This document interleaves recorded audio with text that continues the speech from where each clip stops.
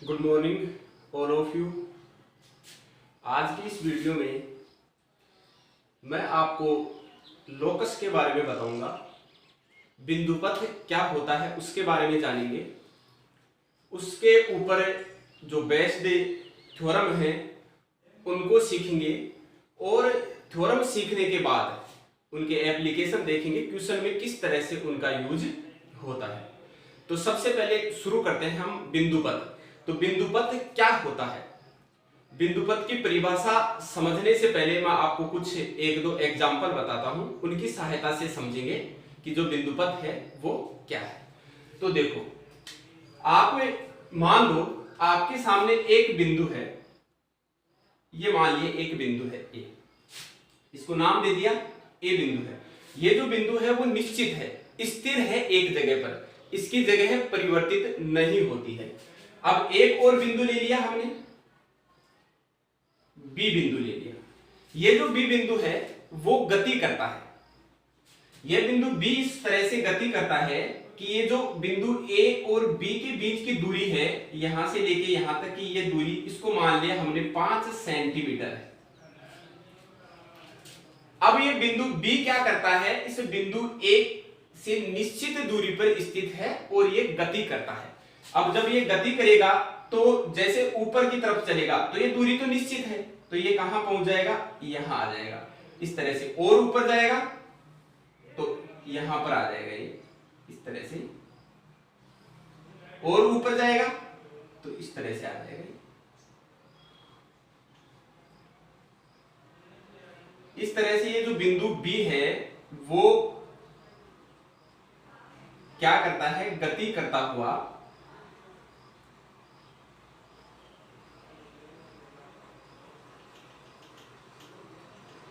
इस तरह का एक क्या बनाता है, पथ बना लेता है। एक बार दोबारा समझो, हमने क्या किया है, ये जो बिंदु ए है ये एक जगह पर स्थिर है, निश्चित है, इसकी जगह परिवर्तित नहीं होती है।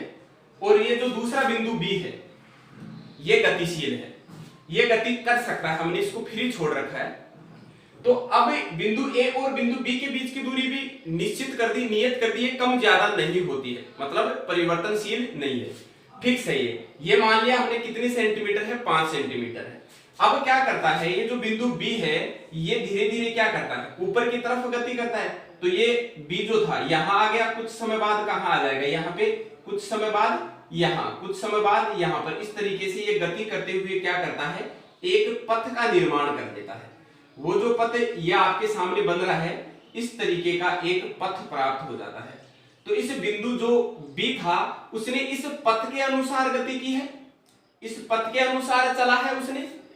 तो बिंदु बी का जो बिंदुपथ होगा ये जो आपको दिखाई दे रहा है ऐसा पथ होगा, इसको हम कहते हैं वृत्त। मतलब यदि ये दूरी निश्चित है तो एक समय बाद ये बिंदु जो बी है वो बाहर तो जा नहीं सकता, इससे बंधा हुआ है, तो ये निश्चित इस तरीके से घूम जाता है और एक वृत्ताकार पथ का निर्माण करता है। तो हमारे पास आ गया, हमने देख लिया कि इस तरह के बिंदु का जो बिंदुपथ है वो क्या होता है, वृत्त होता है। और समझे, आपको क्या दे रखा है, एक लाइन दे रखी है, ये फिक्स है, इसको हमने कह दिया एल। ये एक रेखा दे रखी है एल जो फिक्स है। अब क्या कह रहा है, एक बिंदु लेते हैं, वो बिंदु जो है वो इस रेखा से निश्चित दूरी पर है। तो मान लिया ये जो बिंदु ए है इसकी इस रेखा से दूरी जब हम ज्ञात करेंगे तो वो क्या है, निश्चित है। इस निश्चित दूरी को आप कुछ भी मान सकते हो, हम मान लेते हैं इसको, ये दूरी कितनी है, डी है, ठीक है। अब क्या करता है, ये जो बिंदु, ये रेखा तो स्थिर है, निश्चित है, इसकी पोजीशन चेंज नहीं होगी। लेकिन ये जो बिंदु ए है ये क्या कर रहा है, गति कर रहा है, वेरी कर रहा है। तो बिंदु ए यहां पर था पहले, फिर कहां आ गया बिंदु, यहां पर। दूरी सदैव क्या रखता है, निश्चित रहती है। दूरी की इसने क्या दी है, कंडीशन दी है, इसने शर्त ये लगाई है कि इस बिंदु ए की जो गति करेगा जिस रास्ते के अनुसार, वो रास्ता क्या होगा, इस जो रेखा है उससे हमेशा सदैव निश्चित दूरी पर होगा। मतलब बिंदु ए इस तरह से गति करता है कि इस बिंदु ए की इस रेखा से दूरी हमेशा क्या रहती है, निश्चित रहती है। तो बिंदु ए कुछ समय बाद कहां आ गया, यहां पर आ जाएगा। उसके बाद कुछ समय बाद बिंदु ए कहां आ जाएगा, यहां पर आ जाएगा। फिर भी इस रेखा से इसकी दूरी तो क्या रहेगी, निश्चित रहेगी।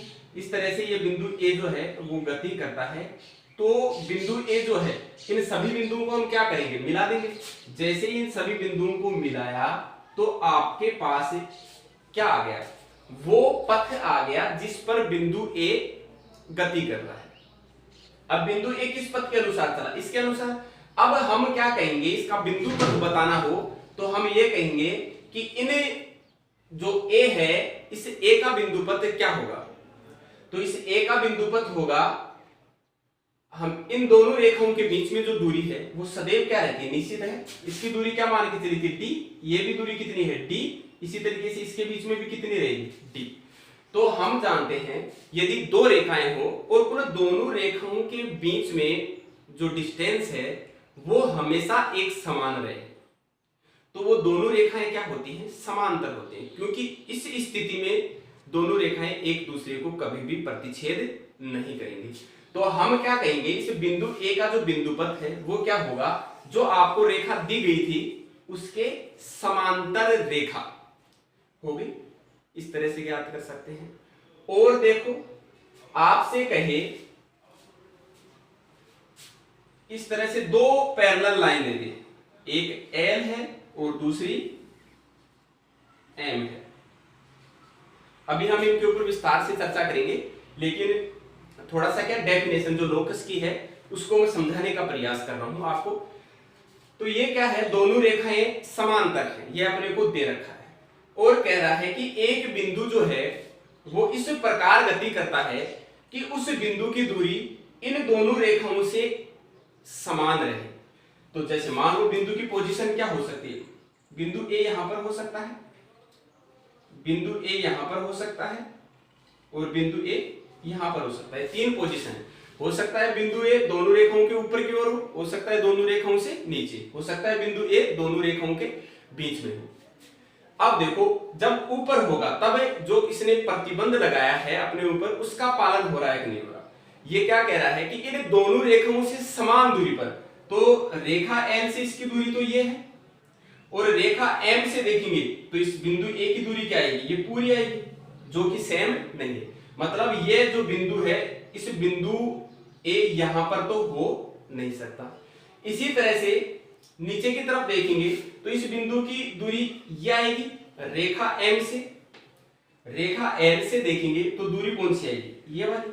तो बिंदु ए दोनों रेखाओं से समान दूरी पर नहीं है, इसका मतलब बिंदु ए यहां पर भी नहीं हो सकता। मतलब दोनों रेखाओं के ऊपर भी नहीं हो सकता बिंदु और दोनों रेखाओं के नीचे भी नहीं हो सकता।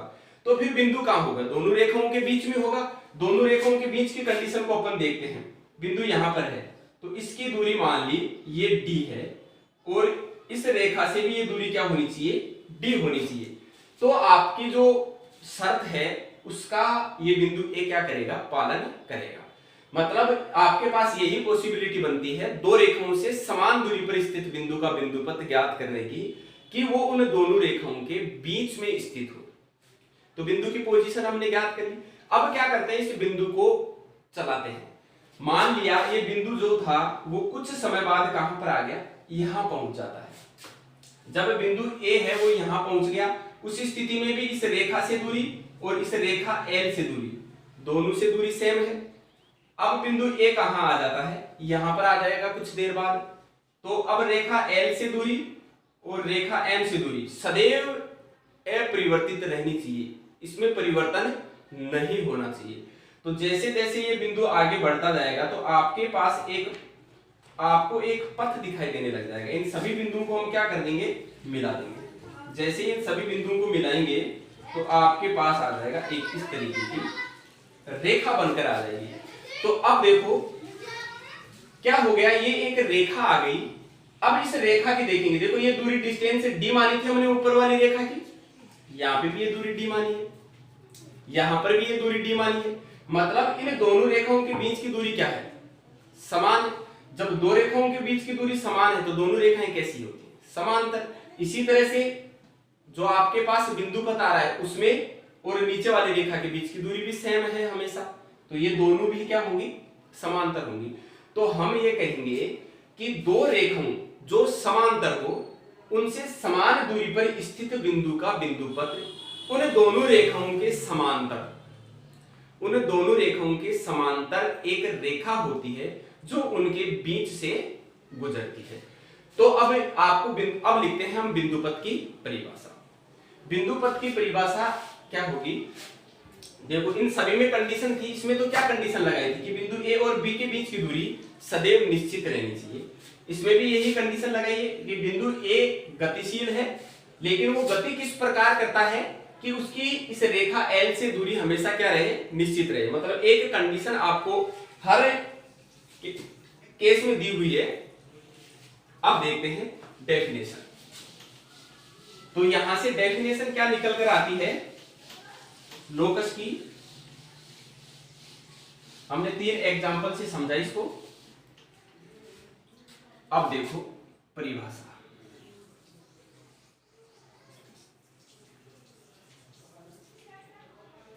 यहां से परिभाषा निकल कर आई कि एक बिंदु है, वो गति तो कर रहा है, लेकिन गति किस तरह से कर रहा है? एक जो आपको प्रतिबंध दिया हुआ है, शर्त जो दी हुई है, नियम जो दिया हुआ है, उसका पालन करते हुए गति कर रहा है। तो एक बिंदु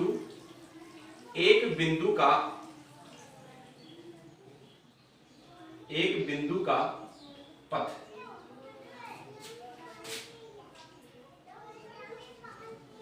जिस पर वह निश्चित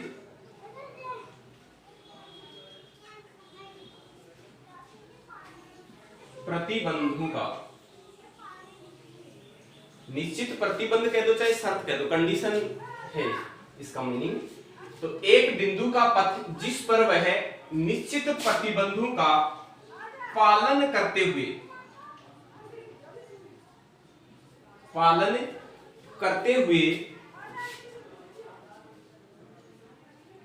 गति करता है,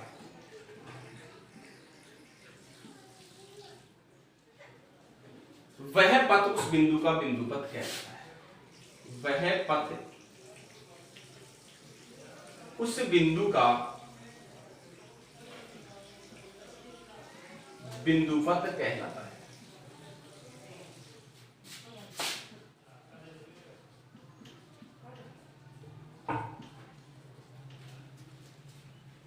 ठीक है, क्या परिभाषा बनी? एक बिंदु का पथ मतलब बिंदु जिस पथ के अनुसार गति कर रहा है, वो पथ क्या होना चाहिए? जिस पर वह निश्चित प्रतिबंधों का पालन करते हुए, जो आपको प्रश्न में दी गई है, उन शर्तों का पालन करते हुए क्या कर रहा हो? गति कर रहा हो। तो वह पथ जिस पथ के अनुसार या जिस पथ का अनुसरण करते हुए बिंदु चल रहा है, वो क्या कहलाता है? बिंदुपथ कहलाता है। तो यह आपके सामने बिंदुपथ की डेफिनेशन आ गई। अब बिंदुपथ पर आधारित आपको एग्जाम में 1 नंबर का प्रश्न पूछ लिया जाता है, छोटा। वो अभी मैंने आपको यहाँ पे परिभाषा समझाने के लिए भी काम में लिए थे, तो उनको हम क्या करेंगे? नोट के रूप में लिख देंगे। क्या था? यदि एक बिंदु जो है वो इस तरह से गति करता है, उस बिंदु का बिंदुपथ क्या होगा? उस बिंदु का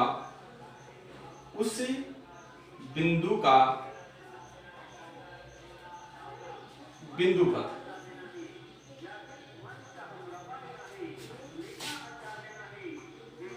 जो इस प्रकार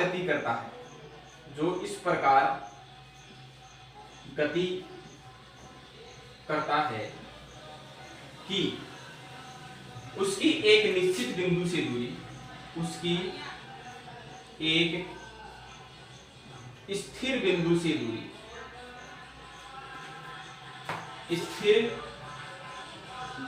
दूरी,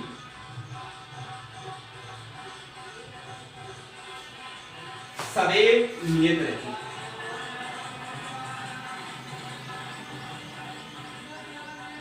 नियत कह दो चाहे समान कह दो, निश्चित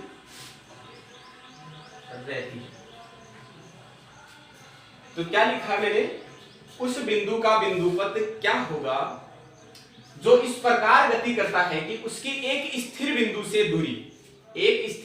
दूरी सदैव समान रहती है। तो हमने देखा था, अभी लिया था उदाहरण के तौर पे, एक बिंदु ए था और एक बिंदु बी था, बिंदु ए स्थिर था और बिंदु बी गतिशील था, और इन दोनों बिंदुओं के बीच की जो दूरी थी वो सदैव क्या थी, एक समान थी। तो बिंदु बी गति करते हुए क्या करता है, एक पथ का निर्माण करता है, और वो पथ क्या था, वृत्त था। ये इस बिंदु बी का बिंदु पथ क्या निकल कर आ रहा था, वृत्त निकल कर आ रहा था। तो ऐसे बिंदु का बिंदु पथ क्या होता है, एक वृत्त होता है।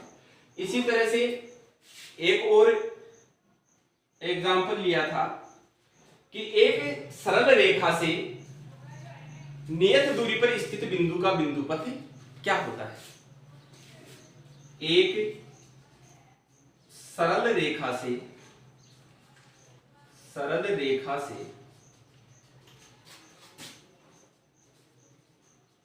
निश्चित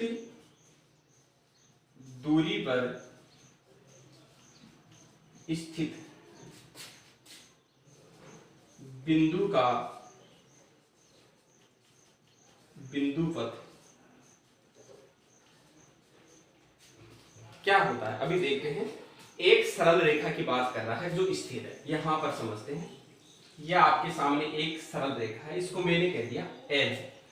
अब क्या कह रहा है कि एक सरल रेखा से निश्चित दूरी पर, निश्चित दूरी पर मतलब ऊपर भी हो सकती है और नीचे भी हो सकती है, आप जहां चाहो वहां पर ले लो, दोनों पॉसिबिलिटी बनती है। क्या पॉसिबिलिटी बनती है, एक बिंदु है ए जो इस रेखा से नियत दूरी पर स्थित है, उस नियत दूरी को भी हमने कह दिया d डिस्टेंस है। अब ये वेरी करेगा, तो या तो इधर आ सकता है या फिर इधर आ सकता है, ऊपर नीचे गति नहीं कर सकता, क्योंकि ऊपर नीचे यदि गति करेगा तो इस रेखा L से इस बिंदु की जो दूरी है वो बदल जाएगी। जबकि अपने को प्रश्न में क्या कह रहा है, एक सरल रेखा से निश्चित दूरी रखनी है, ऐसा बिंदु लेना है जो हमेशा सदैव निश्चित दूरी पर रहे। इसी तरह से इस बिंदु ए को क्या किया जा सकता है, नीचे की तरफ भी लिया जा सकता है। अब क्या करेंगे, ये जो बिंदु ए है ऊपर वाला ले लो चाहे नीचे वाला ले लो, इसके पास यही संभावना है कि वो या तो इस तरफ गति करे या इस तरफ गति करे। अब मान लीजिए जो बिंदु इस तरफ गति करेगा तो आपके सामने इस बिंदु ए का जो पथ है वो इस तरह से निकल कर आएगा। नीचे की तरफ लेंगे तो इस बिंदु ए का जो पथ है वो इस तरह से निकल कर आएगा। तो हम क्या कहेंगे, इन दोनों रेखाओं के बीच की दूरी सेम है, मतलब ये दोनों समांतर है। इसी तरह से इसके और इस रेखा के बीच की दूरी भी सेम है, तो ये दोनों भी क्या है, समांतर है। अब इस बिंदु ए का बिंदु पथ पूछे तो हम कहेंगे दी गई रेखा के दोनों ओर स्थित समांतर रेखा। बिंदु का बिंदु पथ क्या होगा, एक सरल रेखा से निश्चित दूरी पर स्थित बिंदु का बिंदु पथ सरल रेखा के दोनों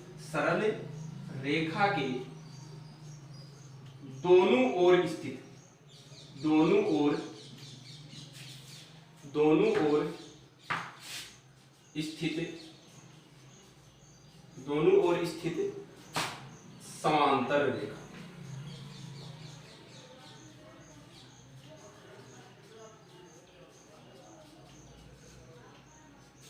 तो एक सरल रेखा से निश्चित दूरी पर स्थित बिंदु का बिंदुपथ सरल रेखा के दोनों ओर स्थित समांतर रेखा होगी।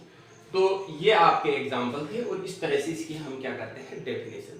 तो आप लोग इनको नोट्स कॉपी में उतार के फिर वर्क भी कर सकते हैं।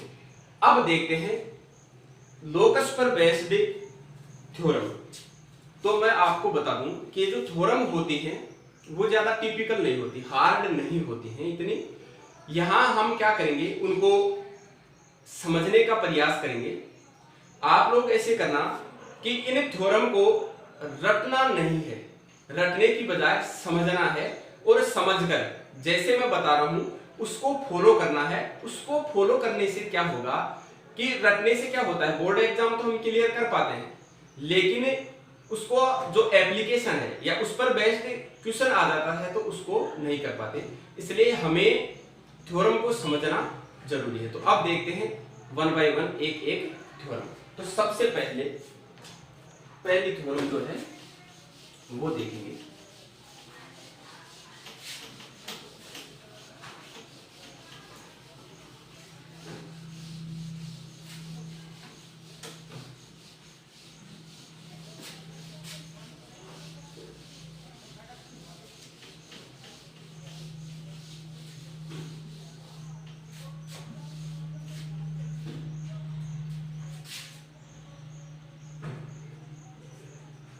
पर में 10.1 पहली थ्योरम। तो देखो पहली थ्योरम क्या कहती है, यदि आपके सामने दो बिंदु दे रखे हैं और उन दोनों बिंदुओं से समान दूरी पर स्थित बिंदु का बिंदुपथ क्या होता है। तो पहले थोड़ा सा मैं रफली आइडिया दे देता हूं, फिर हम स्टेटमेंट लिखेंगे। कई बार क्या स्टेटमेंट पर बेस्ड एक नंबर का क्वेश्चन आ जाता है, आपके पास छोटा क्वेश्चन पूछ लिया जाता है। तो देखो थ्योरम का स्टेटमेंट क्या होगा, आपको कह रहा है कि दो बिंदु हैं, इन दोनों बिंदुओं को मान लिया एक बिंदु ए है और दूसरा बिंदु बी है। ये रफली बता रहा हूं, फिर बाद में फेर करेंगे। तो इस बिंदु ए और बिंदु बी से समान दूरी पर एक बिंदु स्थित है। तो मान लिया वो जो बिंदु है वो यहां पर स्थित है, इसको ले लिया हमने सी ले लिया समझने के लिए। ये जो बिंदु सी है वो बिंदु ए से सी की दूरी और बिंदु बी से सी की दूरी दोनों क्या है, सेम है। मतलब ये वाली डिस्टेंस और ये वाली डिस्टेंस क्या है, बराबर है। ये आपको प्रतिबंध दिया हुआ है कि AC बराबर क्या है, BC है, ये कह रहा है। तो ये कह रहा है कि इस बिंदु C का जो बिंदुपथ होगा वो क्या होगा, इस बिंदु C का बिंदुपथ जो होगा वो क्या होगा, तो ये आपको बताना है। तो इस बिंदु का बिंदुपथ जो होता है वो होता है इन दोनों बिंदुओं को मिलाने वाला। इन दोनों बिंदुओं को यदि हम ज्वाइंट करें तो आपके पास एक रेखाखंड बनकर आता है AB। अब देखो यहां पर क्या होता है, जो बिंदुपथ होगा वो इस रेखाखंड AB का लंब समद्विभाजक होगा।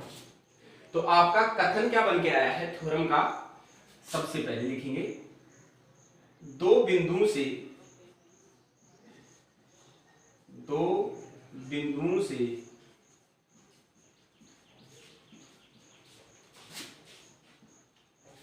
समदूरस्थ, समान दूरी पर स्थित कह दो चाहे समदूरस्थ कह दो, समदूरस्थ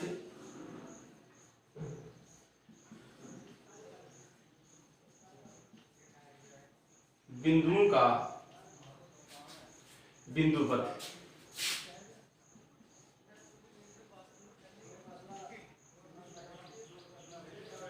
आगे का जो स्टेटमेंट है वो थ्योरम को प्रूव करके फिर कंप्लीट करेंगे कि होता क्या है। पहले देख लेते हैं कि क्या आता है।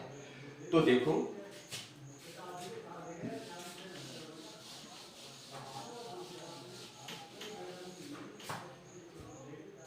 सबसे पहले हम क्या करेंगे, दिया हुआ है लिखेंगे उपपत्ति में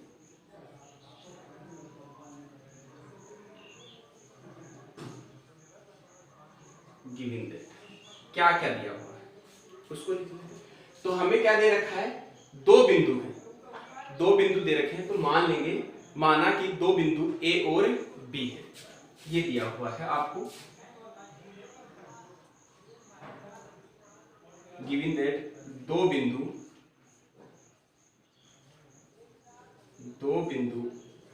A और B है। आप अपनी इच्छा से कुछ भी मान सकते हो, इन बिंदुओं को मैंने A और B माना है, आप अपनी इच्छा से अदर भी मान सकते हो। तो दो बिंदुओं से समदूरस्थ बिंदुओं का बिंदुपथ ज्ञात करना है। अब समदूरस्थ का मतलब क्या होता है, समान दूरी पर स्थित बिंदु। तो ये तो है आपके पास दो बिंदु और एक अन्य बिंदु C है, और बिंदु C समदूरस्थ बिंदु है, समदूरस्थ बिंदु है, ये आपको दे रखा है। ये कह रहा है दो बिंदुओं से समान दूरी पर स्थित बिंदु का बिंदुपथ। तो हमने मान लिया दो बिंदु है, उनको नाम दे दिया बिंदु A और B है, ये दे रखा है उसने, और एक बिंदु C ले लिया जो इन दोनों जो दिए गए बिंदु है उनसे समान दूरी पर स्थित है। तो आपके पास जो पोजीशन है वो क्या आ जाएगी, मैं यहाँ पे डायग्राम बना देता हूं, यहां बनाता हूं।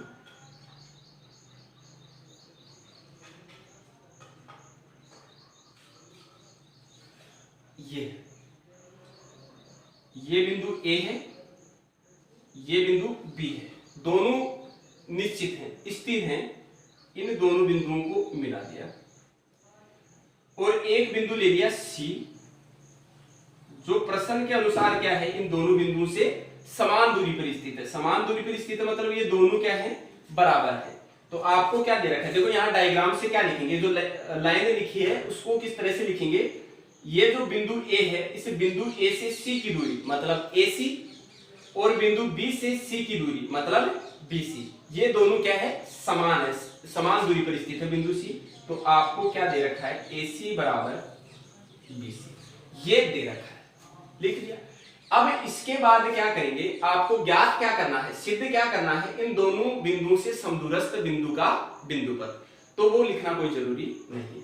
अब क्या करते हैं, हमें जो दोनों बिंदुओं से बिंदु ए और बिंदु बी को मिलाया, बिंदुओं को मिलाने से एक रेखाखंड दिखाई दे रहा है हमें AB।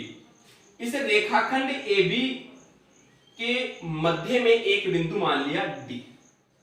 अब देखो इस बिंदु D पर चर्चा करेंगे। ये जो बिंदु D है वो कैसा माना है, इस रेखाखंड AB का मध्य बिंदु। मध्य बिंदु है, इसका मतलब क्या हुआ कि ये जो बिंदु D है उसकी बिंदु A से दूरी मतलब ये वाली दूरी AD, और इस बिंदु B से D की दूरी मतलब ये वाली दूरी, दोनों क्या है, एक समान है, बराबर बराबर है। तो देखो हमारा स्टेटमेंट यही तो था, दो बिंदु से समदूरस्थ। तो बताओ बिंदु A और बिंदु B से जो D है वो समान दूरी पर है कि नहीं है, बिंदु B से जितनी दूरी है उतनी ही दूरी क्या है इसकी, बिंदु A से समान दूरी पर है। इसका मतलब ये जो बिंदु D है ये भी कहां पर स्थित होगा, बिंदु पथ पर स्थित होगा। तो हमें यहां से क्या करेंगे, रचना करेंगे। वो रचना क्या लिखेंगे कि बिंदु C को बिंदु D से मिलाया, तो इस तरह से मिला देंगे। बिंदु C को बिंदु D से मिलाया, तो आपके सामने इस तरह से दो ट्रायंगल आ जाएंगे, दो त्रिभुज आ जाएंगे। अब क्या करना है, हमें मध्य बिंदु मिल गया, इसका मतलब है कि ये जो रेखाखंड AB है, ये जो बिंदु पथ है वो इस रेखाखंड AB को दो समान भागों में बांट रहा है। ये चीज तो क्लियर हो गई। अब क्या करना है, आपको लंब यहां पे आपको 90 डिग्री का कोण, अभी लिखेंगे कथन, पहले प्रूव करेंगे फिर बाद में ही कथन पूरा करेंगे। वैसे आपको एग्जाम में क्या होगा, पूरा कथन पहले से दिया हुआ होगा और सिद्ध करना होगा। तो देखो इन दोनों त्रिभुजों में ये वाला कोण 90 डिग्री बताए, 90 डिग्री सिद्ध करे, इसके लिए इन दोनों त्रिभुजों को क्या करना होगा, सर्वांग सम सिद्ध करना होगा। तो सबसे पहले हम क्या करेंगे,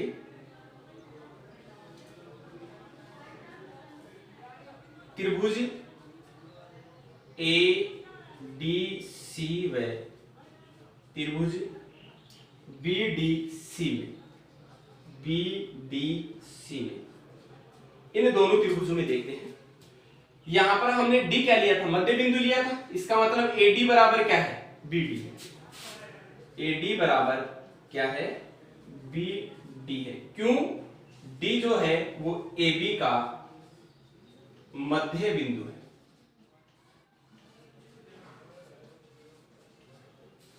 ठीक है, दूसरी देखो, ये देखेंगे CD इस वाले ट्रायंगल में और इस वाले ट्रायंगल में, दोनों में क्या आ रही है, सेम है, उभयनिष्ठ है। तो CD बराबर क्या होगा, CD। क्यों, उभयनिष्ठ है, कॉमन है,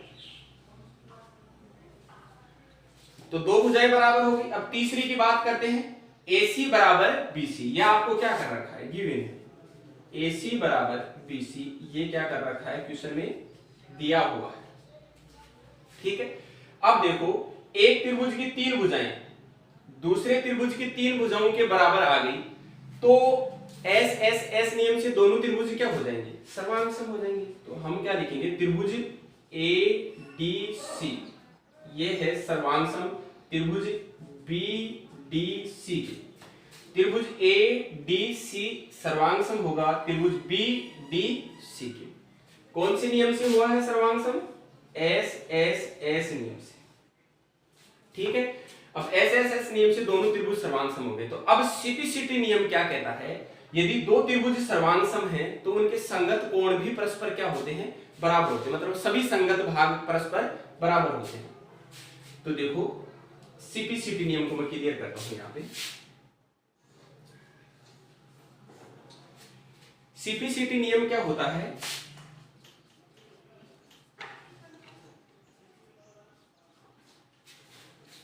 जब हम सर्वांग समता पढ़ेंगे तो इसको विस्तार से चर्चा करेंगे। सीपीसीटी नियम ये कहता है कि दो त्रिभुज आपने सर्वांग सम कर दिए, सर्वांग सम का मतलब होता है उनके सभी भाग परस्पर क्या होंगे, बराबर होंगे।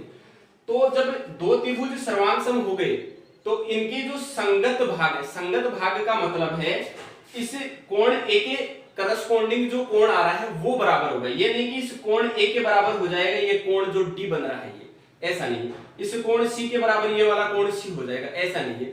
मतलब इन दोनों त्रिभुजों में एक दूसरे के करस्पॉन्डिंग जो संगत जो आ रहा है वो भाग क्या होंगे, बराबर होंगे। तो यहां से जब हमने त्रिभुज सर्वांग सम लिखे तो यहां से लिख सकते हैं कि कोण ए डी सी कंटिन्यू होना चाहिए, कोण ए डी सी बराबर होगा कोण बी डी सी के।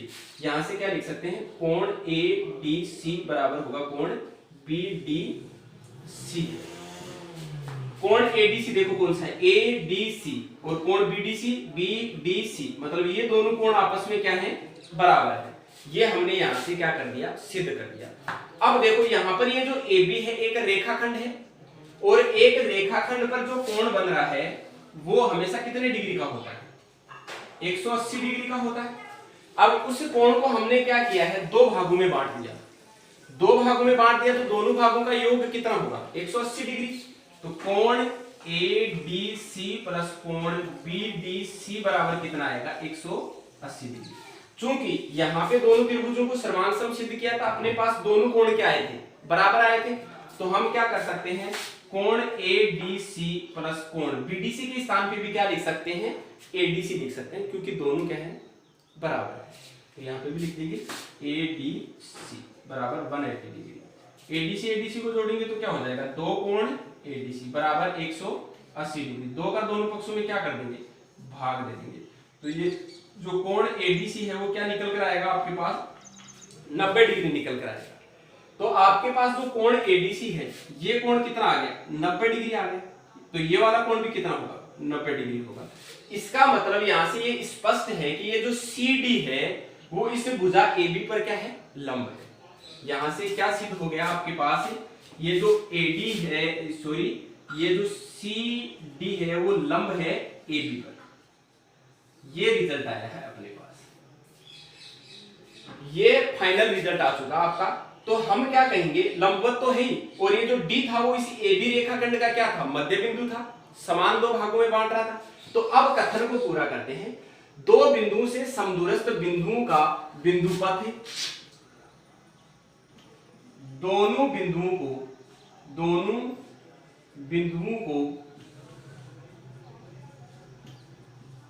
मिलाने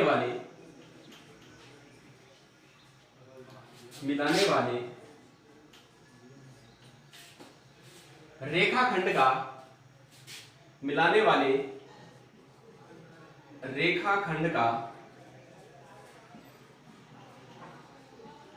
लंब समद्विभाजक होता है। लंब आया कि नहीं आया, समान दो भागों में बांट रहा है तो समद्विभाजक हो गया। तो लंब समद्विभाजक होता है, लंब समद्विभाजक होता है। तो मैं उम्मीद करता हूं अच्छे से समझ में आई होगी। एक बार फिर से रिपीट कर देता हूं।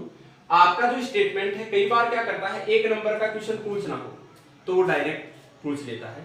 क्या कहता है कि दो बिंदुओं से समान दूरी पर स्थित बिंदु का बिंदुपथ लिखिए।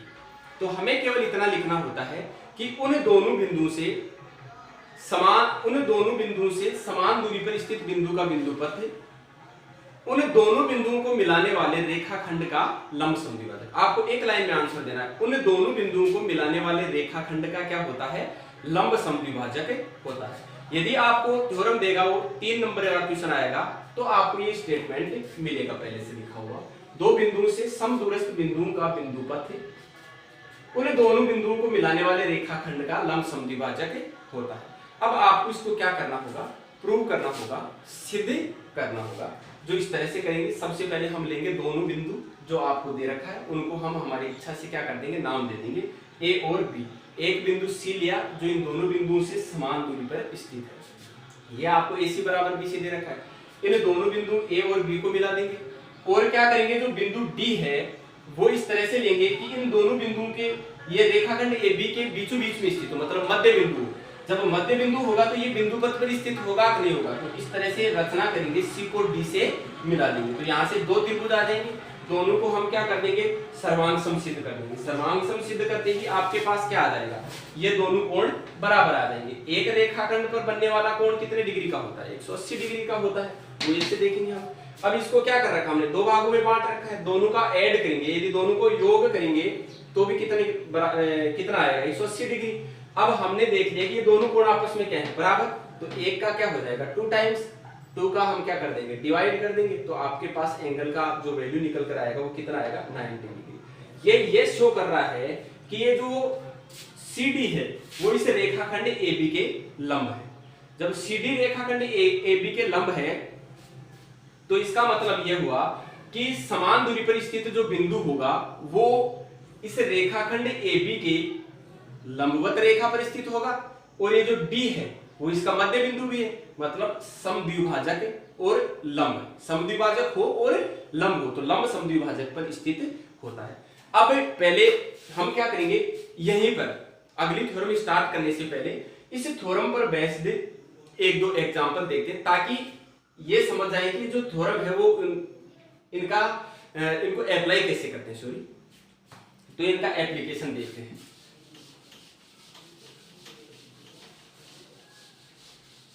यदि हम थ्योरम को अप्लाई नहीं कर पाएंगे तो फिर क्वेश्चन करना कठिन हो जाएगा। तो सबसे जो मेन चीज है वो ये है कि थ्योरम को क्वेश्चन से कनेक्ट करना। थ्योरम को क्वेश्चन से कैसे कनेक्ट करते हैं वो चीज ध्यान देने की बात है। तो देखो,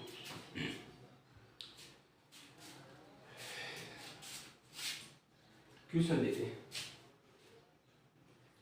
एक एग्जांपल से समझिए। एग्जांपल क्या कह रहा है कि आपके पास 3 समद्विबाहु त्रिभुज है। त्रिभुज PQR, त्रिभुज PQR, सॉरी एक सेकेंड, ऐसे लेते हैं हम अलग अलग, त्रिभुज PBC, त्रिभुज QBC, त्रिभुज RBC, तीनों समद्विबाहु त्रिभुज है। तीनों त्रिभुज कैसे हैं, समद्विबाहु। तो त्रिभुज समद्विबाहु त्रिभुज है। कैसे त्रिभुज है, समद्विबाहु त्रिभुज है। तीनों त्रिभुज समद्विबाहु है। समद्विबाहु त्रिभुज क्या होता है, एक ऐसा त्रिभुज जिसकी दो भुजाएं क्या हो, समान, वो कहलाता है समद्विबाहु त्रिभुज। तीनों त्रिभुज समद्विबाहु त्रिभुज है और तीनों त्रिभुज एक ही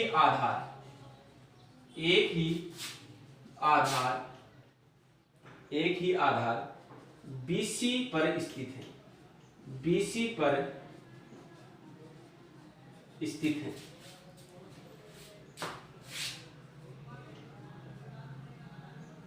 तो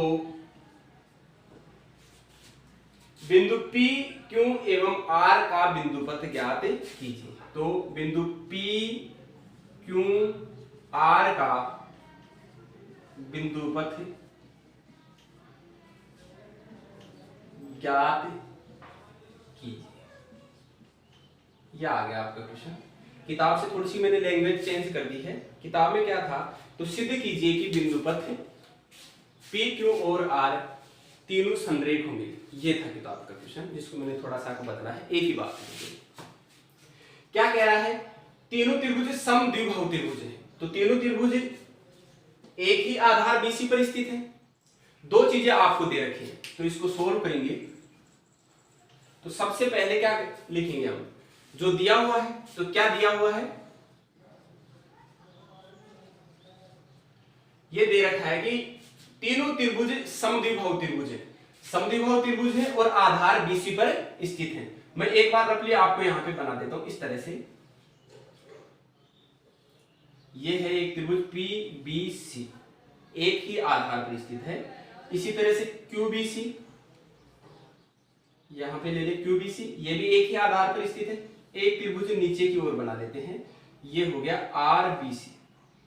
ठीक है, तीनों त्रिभुज जो है वो एक ही आधार पर स्थित है। ये दे रखा है, तो देखो समद्विबाहु त्रिभुज है तो ये बिंदु P है, ये Q है और ये क्या है, R है। तो BP बराबर त्रिभुज हम बात करेंगे PBC की, त्रिभुज PBC में क्या है, PB बराबर PC दे रखा। समद्विबाहु त्रिभुज है तो ये दोनों भुजाएं क्या होंगी, भुजा PB और भुजा PC दोनों बराबर होंगी। इसी तरह से हम त्रिभुज QBC की बात करेंगे, QBC की बात करेंगे तो त्रिभुज QBC में क्या होगा, ये वाली जो भुजा है समद्विबाहु त्रिभुज है तो दो भुजाएं बराबर होंगी, तो ये जो भुजा QB है वो किसके बराबर होगी, भुजा QB बराबर क्या होगी, QC होगी।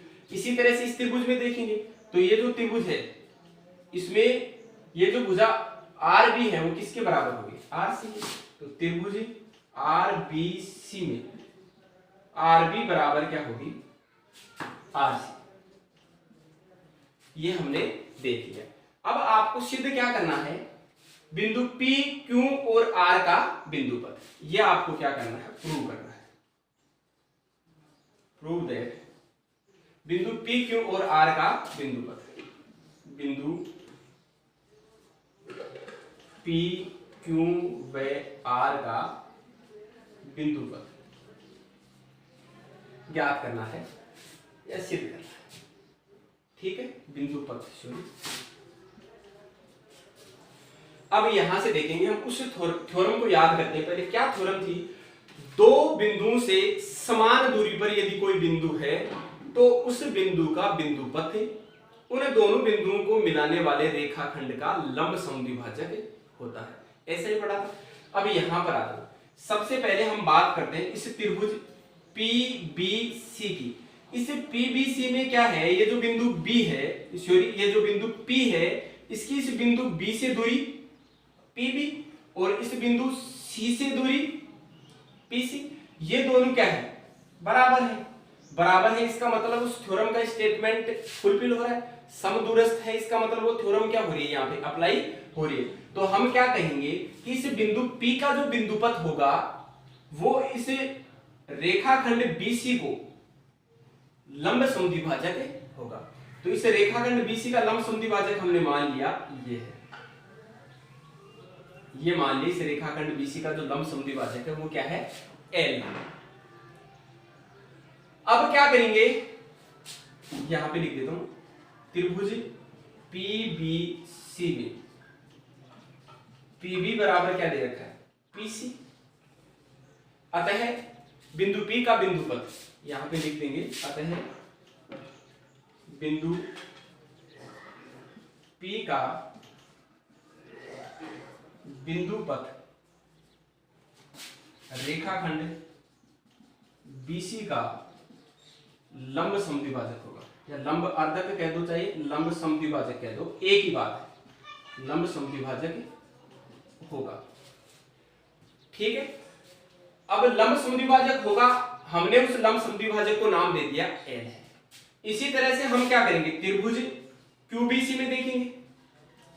त्रिभुज QBC भी क्या है, समद्विबाहु त्रिभुज है, मतलब इस बिंदु Q की B से दूरी और इस बिंदु Q की C से दूरी दोनों सेम है, मतलब बिंदु B और C से समदूरस्थ बिंदु है Q।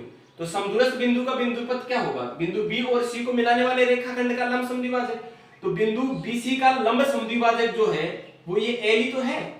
तो इस स्थिति में भी क्या होगा, QB बराबर QC। अतः बिंदु Q का जो बिंदुपथ होगा वो रेखाखंड BC का लंब समद्विभाजक होगा। यही लाइन क्या करेंगे, हम लिख देंगे। इसी तरह से यहां पर त्रिभुज तीसरा लेंगे RBC। RBC में भी क्या दे रखा है आपको, RB बराबर RC दे रखा है, मतलब आर जो बिंदु है वो बी और सी से समान दूरी पर है, तो रेखाखंड बीसी का क्या होगा, लंबसम द्विभाजक। तीनों ही स्थितियों में क्या हो रहा है, जो आर का बिंदु पथ है वो भी वही आ रहा है। अब देखो रेखाखंड बीसी का लंबसम द्विभाजक है, कहीं पर भी बात करें हम तो किसी एक रेखाखंड का यदि लंबसम द्विभाजक खींचेंगे तो हमेशा प्रत्येक स्थिति में एक ही प्राप्त होता है, एक समान प्राप्त होता है।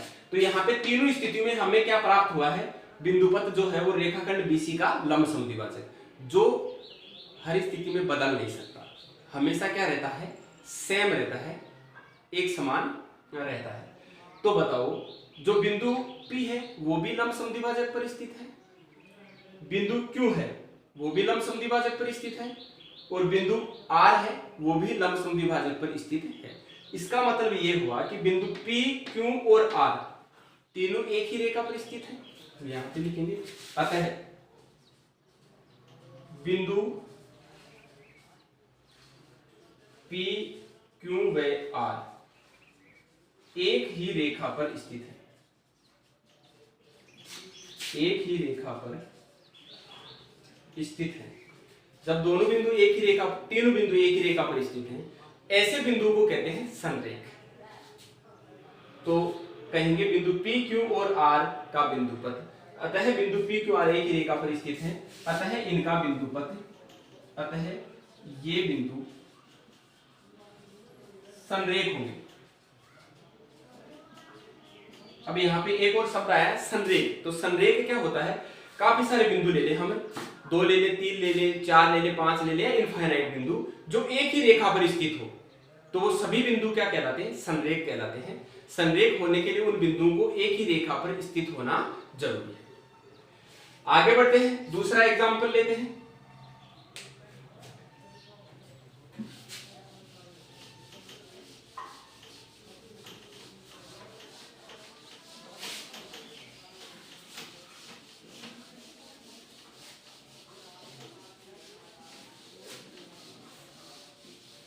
आपको प्रश्न इस तरह से दिया हुआ हो,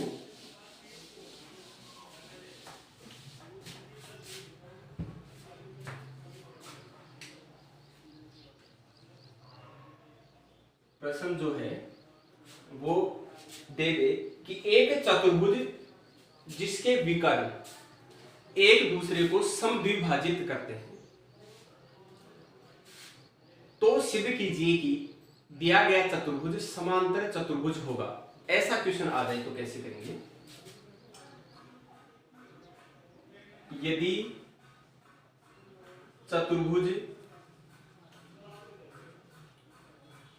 ABCD के विकर्ण एक दूसरे को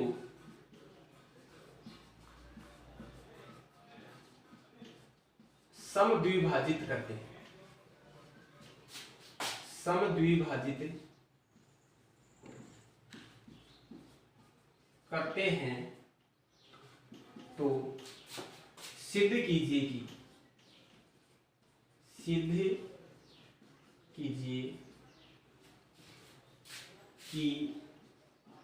चतुर्भुज ABCD समांतर होगा। यह आपको क्या करना है, सिद्ध करना है। प्रश्न को एक बार दोबारा देख लो। आपको क्या दे रखा है, एक चतुर्भुज दे रखा है ABCD, और उसमें क्या बता रखा है कि उसके जो विकर्ण है वो एक दूसरे को समद्विभाजित करते हैं। तो यहां से शुरुआत करते हैं। क्या दे रखा है आपको, एक चतुर्भुज दे रखा है ABCD, ये ले लिया हमने, बना दिया चतुर्भुज। ये एक चतुर्भुज है, इसके विकर्ण, एक विकर्ण क्या हो गया AC और दूसरा विकर्ण क्या हो गया BD। दोनों विकर्ण एक दूसरे को किस बिंदु पर काट रहे हैं, O बिंदु पर काट रहे हैं।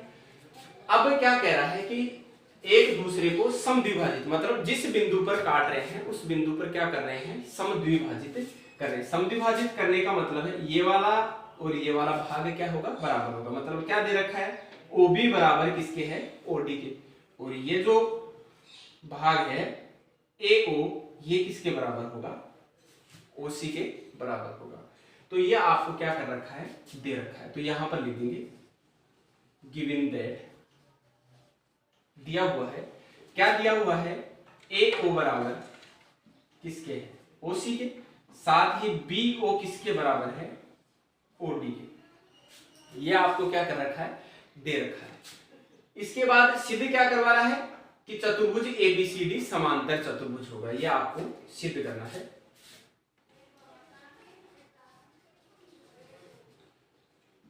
चतुर्भुज एबीसीडी समांतर चतुर्भुज होगा, यह आपको क्या करना है, सिद्ध करना है। तो देखो समांतर सिद्ध करने के लिए, दो रेखाएं समांतर सिद्ध करें तो उसके लिए हमें क्या सिद्ध करना होता है, या तो हमें ऐसा एंगल मिल जाए कहीं पर भी जो एकांतर बन रहा हो, या ऐसा एंगल मिल जाए जो संगत हो रहा हो। यदि हमें दो कोण ऐसे बराबर कर दें जो या तो एकांतर हो, एकांतर पोजीशन पे बन रहे हो, या फिर संगत पोजीशन पे बन रहे हो, तो हम कह देंगे कि वो दोनों रेखाएं क्या कर रहे हैं, एक दूसरे के समांतर है। यदि आमने सामने की भुजाओं को समांतर कर दो, ये भुजा इसके समांतर है और ये भुजा इसके समांतर है, तो हम कह देंगे दोनों त्रिभुज क्या है, सॉरी ये आपको जो चतुर्भुज दिया हुआ है वो क्या है, समांतर चतुर्भुज है, ऐसा हम कह देंगे। तो इसके लिए क्या करना पड़ेगा हमें, सबसे पहले हम लेते हैं ये दो त्रिभुज, ये वाला और ये वाला त्रिभुज लेंगे। इन दोनों त्रिभुजों में इनको सर्वांग सिद्ध करेंगे। तो सबसे पहले यहां पे लिख देता हूं मैं, त्रिभुज ए ओ बी व त्रिभुज सी ओ डी में, त्रिभुज सी ओ डी में इन दोनों त्रिभुजों को क्या करना है, सर्वांग सम करना है। तो देखो आपको क्या दे रखा है, ए ओ किसके बराबर है, ओसी के बराबर है, तो हम कह देंगे ए ओ तो किसके बराबर है, ओसी के बराबर है। साथ ही ये जो बी ओ है वो किसके बराबर है, ओडी के, तो बी ओ किसके बराबर है, ओडी के। दो भुजाएं क्यों है बराबर, ये क्या कर रखा है आपको दिया। अब देखो तीसरी, इस वाली भुजा को तो इस वाली भुजा के बराबर कर नहीं सकते क्योंकि हमें कोई डेटा नहीं दे रखा है। तो फिर क्या करना है, ये वाला एंगल देखो, ये दोनों विकर्ण एक दूसरे को काट रहे हैं। जब दो रेखाएं एक दूसरे को प्रतिच्छेद करती हैं तो इस तरीके से जो कोण बनते हैं वो शीर्षाभिमुख कोण कहलाते हैं, और उन दोनों का मान क्या होता है, बराबर होता है। तो एक क्या बराबर आ गया आपके पास, कोण ए ओ बी बराबर है कोण सी ओ डी के। क्यों बराबर है, शीर्षाभिमुख। तो देखो दो भुजा और एक कोण बराबर आ गए, तो दोनों त्रिभुज क्या हो गए, सर्वांग सम हो गए। दोनों त्रिभुज क्या हो गए, सर्वांग सम हो गए। त्रिभुज यहां से नाम लिखेंगे, त्रिभुज ए ओ बी सर्वांग सम है, त्रिभुज ए ओ बी सर्वांग सम है त्रिभुज सी ओ डी की, त्रिभुज सी ओ डी। दोनों त्रिभुज सर्वांग सम हो गए, तो सर्वांग सम त्रिभुजों के संगत भाग भी परस्पर क्या होंगे, बराबर होंगे। तो यहां से देखो क्या बराबर होगा, तीसरी भुजा ए बी किसके बराबर होगी, सी डी के बराबर होगी। समांतर चतुर्भुज में आमने सामने की भुजाएं समांतर तो होती हैं, बराबर भी होती हैं। तो एक चीज तो आ गई, भुजा ए बी किसके बराबर आ गई, सी डी के बराबर आ गई, क्योंकि संगत भुजाएं बराबर होंगी। अब यहां से एंगल पता करते हैं, इस त्रिभुज के तीनों एंगल जो हैं वो इस त्रिभुज के तीनों एंगल के बराबर होंगे, लेकिन किस एंगल के बराबर होंगे, जो एक दूसरे के करस्पॉन्डेंस आते हो। तो करस्पॉन्डिंग एंगल देखो, इस ए के एंगल यदि ये वाला आ जाए तो हम कह देंगे ये यहाँ पे क्या बन रहा है, जेड बन रहा है। ये वाला कोण मतलब ये दो रेखाएं हैं आपकी ऐसे, और इनको ये वाली रेखा क्या कर रही है, काट रही है। तो एक एंगल यहां बन रहा है और एक एंगल यहां बन रहा है। यदि दोनों एंगल बराबर आ जाते हैं तो हम कह देंगे तिर्यक रेखा के विपरीत ओर के कोण बराबर है, मतलब एकांतर कोण है। ये कब पॉसिबल है, जब दोनों रेखाएं समांतर हो।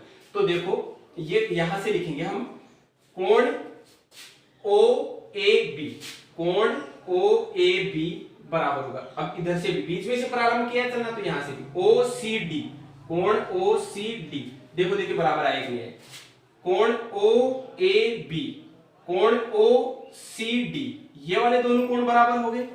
इसका मतलब है ये तिर्यक रेखा के इन दोनों रेखाओं को, ए बी को और सी डी को एक रेखा काट रही है और उस रेखा के विपरीत ओर बन रहे हैं। विपरीत ओर बनने वाले कोण होते हैं एकांतर कोण। तो यहां से हम कह देंगे इंप्लाइज दैट कि रेखा AB किसके समांतर होगी, CD के समांतर होगी। रेखा AB किसके समांतर होगी, CD के समांतर होगी। इसी तरीके से हम क्या करेंगे, ये वाला जो त्रिभुज है और इस वाले त्रिभुज को हम क्या करेंगे, सर्वांग सम करेंगे। तो वहां से क्या मिलेगा आपके पास कि ये वाला जो एंगल है, ये वाला जो एंगल है वो किसके बराबर आएगा, इसके बराबर आएगा। तो ये जो दो रेखाएं थी, ये इन दोनों को ये एक तिर्यक रेखा काट रही है और इस तिर्यक रेखा के विपरीत ओर वाले कोण क्या आ जाएंगे, बराबर आ जाएंगे। तो हम यहां पे केवल ये लिखेंगे सिमिलरली। सिमिलरली क्या करेंगे, कोण इन दोनों त्रिभुजों को त्रिभुज AOD, त्रिभुज AOD सर्वांग सम होगा त्रिभुज BOC के, त्रिभुज BOC के। तो यहां से आपके पास निकल कर आएगा कोण CBO या OBC, कोण OBC बराबर होगा कोण ODA, कोण ODA ये आ जाएगा। तो यहां से हम कहेंगे कि ये वाली जो रेखा AD है वो किसके समांतर होगी, BD के। AD किसके समांतर होगी, BC के। अब देखो इसको कह दिया समीकरण 1 कह देंगे, इसको समीकरण 2। समीकरण 1 और 2 को देखेंगे तो हमें क्या मिल रहा है कि जो रेखा AB है वो तो किसके समांतर, CD के, और जो रेखा AD है वो किसके समांतर, BC के। मतलब एक चतुर्भुज की जो चारों भुजाएं वो आमने सामने वाले भुजाएं एक दूसरे के समांतर आ रहे हैं। तो दिया गया चतुर्भुज क्या हो जाएगा, अतः ABCD क्या होगा, ABCD एक समांतर चतुर्भुज होगा। यही क्या करना था, आपको सिद्ध करना था। तो समांतर चतुर्भुज इस तरह से सिद्ध करते हैं। और भी काफी सारे क्वेश्चन हैं जो आपकी जो थ्योरम थी दो बिंदु वाली, उसके ऊपर अप्लाई होते हैं या उसके आधार पर ज्ञात होते हैं। तो ठीक है दोस्तों, आज के लेक्चर में इतना ही काफी है। नेक्स्ट लेक्चर में अदर थ्योरम पढ़ेंगे और उस पर बेस्ड क्वेश्चन, उस थ्योरम का एप्लीकेशन जानेंगे। Thank you.